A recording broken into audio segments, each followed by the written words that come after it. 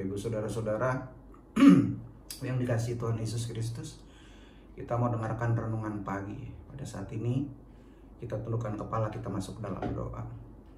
Bapak Surgawi, Bapak yang baik, yang kami sapa dan kenal di dalam nama Tuhan Yesus Kristus, kami bersyukur dengan kesehatan, kekuatan yang baru ketika kami bangun dan kami akan melakukan aktivitas kami kembali. Sebelumnya kami mau datang ke hadirat Tuhan, mau berdoa dan mendengarkan renungan firman Tuhan.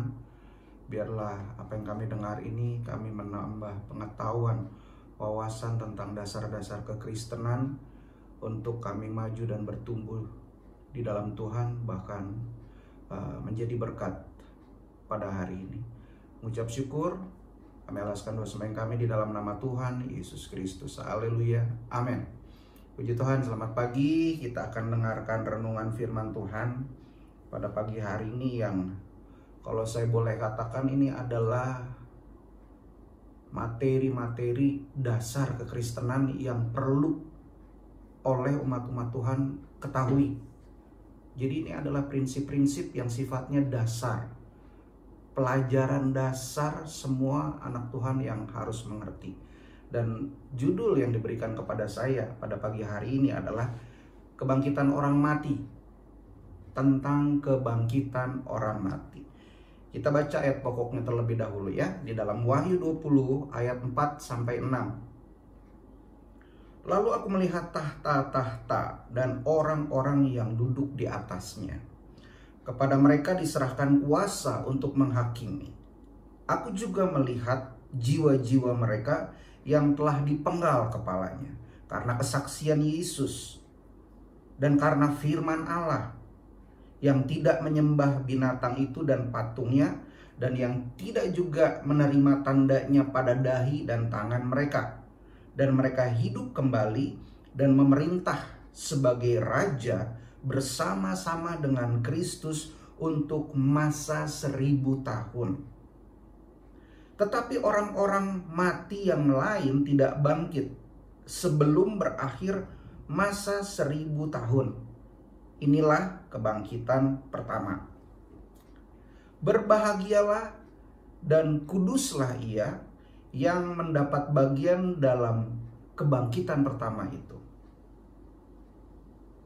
Kematian yang kedua tidak berkuasa lagi atas mereka, tetapi mereka akan menjadi imam-imam Allah dan Kristus, dan mereka akan memerintah sebagai raja bersama-sama dengan Dia 1000 tahun lamanya. Itu yang Wahyu tulis dan ditulis oleh Yohanes, dan dia melihat sesuatu yang akan terjadi di masa yang akan datang ini.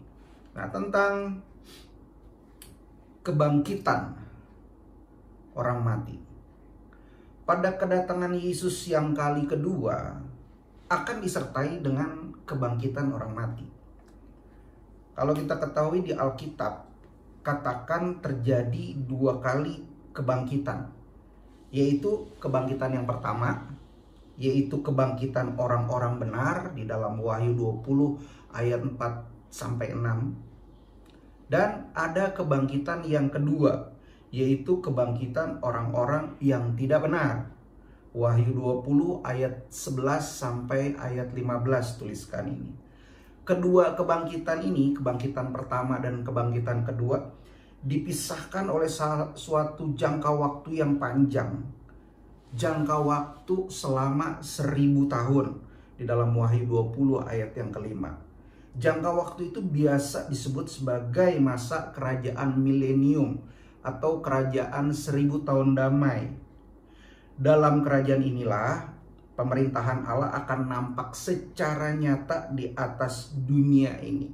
Di dalam Wahyu 20 ayat yang ke-6. Dan ini juga merupakan penggenapan dari datangnya kerajaan Allah di muka bumi ini. Sesuatu yang istimewa, bukan? Dan ini pelajaran dasar yang seharusnya kita mengetahui. Rasul Paulus yang pertama. Rasul Paulus menyatakan, aku menaruh di dalam Kisah Rasul pasal 24 ayat 15. Aku menaruh pengharapan kepada Allah sama seperti mereka juga, bahwa akan ada kebangkitan semua orang mati, baik orang-orang yang benar maupun orang-orang yang tidak benar. Ini Rasul Paulus katakan. Yang kedua, di dalam Yohanes juga tuliskan, Yohanes 5 ayat 29, mereka yang telah berbuat baik akan keluar dan bangkit untuk apa? Untuk hidup yang kekal. Tetapi mereka yang telah berbuat jahat juga akan bangkit untuk dihukum. Ini dia tentang kebangkitan orang mati yang kita harus ketahui pada masa Tuhan Yesus datang kali yang kedua. Maranatha. Nah, yang ketiga, makanya muncul sebuah pertanyaan begini. Kapankah orang-orang yang menjadi milik Kristus akan dibangkitkan kembali? Orang-orang benar, orang-orang milik Kristus dibangkitkan kembali. Di dalam 1 Korintus 15 ayat 23, tuliskan dengan jelas. Pada waktu kedatangannya. Nya ini menunjukkan Yesus Kristus ketika datang kali yang kedua. Maranatha. Pada saat kebangkitan yang pertama, tubuh semua orang percaya itu yang belum mati, yang saat itu belum mati, akan diubahkan dalam sekejap mata menjadi tubuh kemuliaan. Tubuh ini akan sama seperti tubuh yang dimiliki oleh Tuhan Yesus setelah dia bangkit. Tubuh yang tidak bisa dibatasi oleh dimensi, ruang, dan waktu. Seperti Filipi 3 ayat 21 tuliskan. Sebuah tubuh yang istimewa, tubuh kebangkitan, tubuh kemuliaan yang seperti Yesus ketika dia sudah bangkit.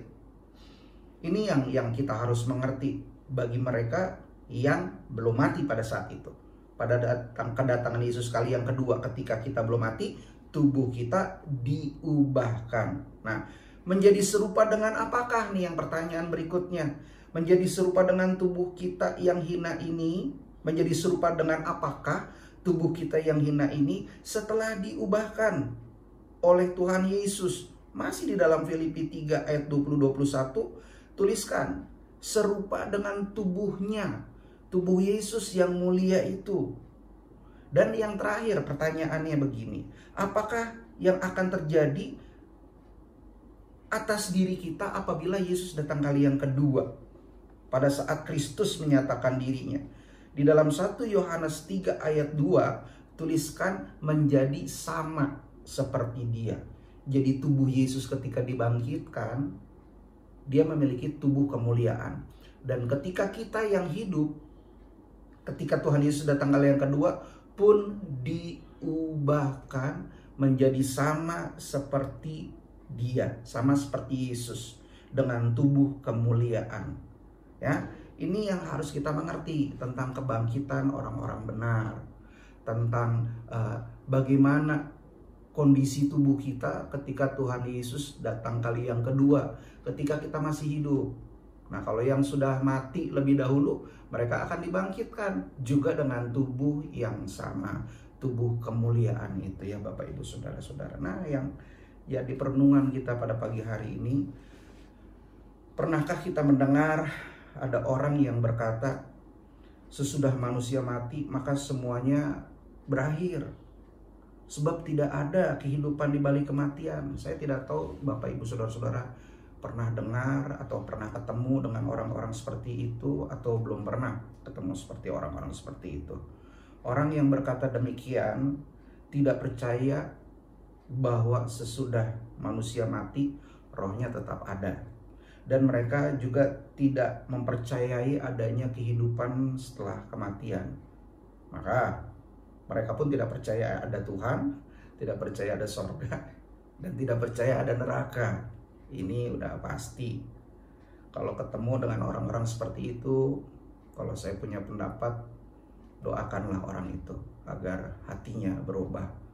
Kita nggak mudah untuk mengubah seseorang, tapi saya percaya Tuhan sanggup mengubah hati orang-orang tersebut. Nah, yang kedua, sebagai perenungan, apakah Anda merasa rendah diri atau malu dengan kondisi fisik Anda sekarang ini? Ada beberapa orang yang mungkin seperti itu, ada juga tidak. Kalau saya sarankan, saya ingatkan kepada Bapak Ibu Saudara-saudara, sebaliknya Bapak Ibu Saudara-saudara tidak merasa rendah diri atau malu, tetapi Anda seharusnya bersyukur kepada Tuhan dengan kondisi fisik Bapak Ibu Saudara-saudara sendiri. Kenapa? Karena saya percaya Tuhan menciptakan setiap manusia itu spesial, dan diri Anda adalah spesial. Anda diciptakan secara khusus dan pribadi Anda adalah khusus. Tidak ada orang lain yang punya seperti Anda. Anda harus temukan itu. Anda harus unlock kemampuan Anda supaya nama Tuhan dipermuliakan. Yang kedua, bahwa jangan malu atau rendah diri dengan kondisi fisik Anda. Ketika Tuhan Yesus datang kali yang kedua, saya juga percaya kita akan diubahkan dengan menjadi tubuh yang sama seperti Yesus ketika dibangkitkan, tubuh kemuliaan. Tuhan Yesus memberkati kita semua. Kita baca ayat terakhir, saya akan bacakan di dalam Ibrani 9 ayat 27. Dan sama seperti manusia ditetapkan untuk mati hanya satu kali saja, dan sesudah itu dihakimi. Tuhan Yesus memberkati. Kita tundukkan kepala, kita masuk dalam doa. Bapa Surgawi, Bapa yang baik, terima kasih untuk perenungan pagi hari ini, bahwa ada kehidupan setelah kematian, di mana Tuhan, kalau misalkan kami hidup, Tuhan Yesus datang kali yang kedua, kami akan diubahkan menjadi sama seperti Engkau. Itu kerinduan kami Tuhan.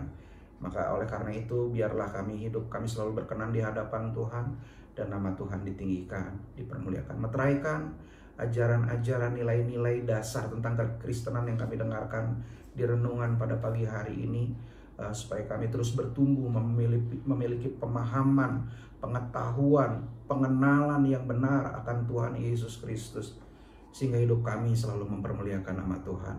Terima kasih, berkati kami semua dalam aktivitas kami hari ini. Apapun yang kami kerjakan, Tuhan berkati. Jadikan kami orang-orang yang produktif. Jadikan kami juga orang-orang yang diberkati untuk memberkati orang lain juga. Terima kasih Tuhan Yesus, jauhkan dari hal yang tidak berkenan, orang berniat jahat, kuasa kegelapan, kecelakaan, kelalaian orang lain maupun kelalaian kami mau hancurkan dalam nama Yesus. Perlindungan Tuhan dalam kehidupan kami, Tuhan membungkus kami dengan kuasa darah-Mu. Terima kasih, kami mau beraktivitas saat ini, kami serahkan semuanya ke dalam tangan Tuhan. Dan kami menutup renungan pagi ini sambil mengucap syukur di dalam nama Tuhan Yesus Kristus. Yang percaya katakan amin. Tuhan memberkati, selamat beraktivitas.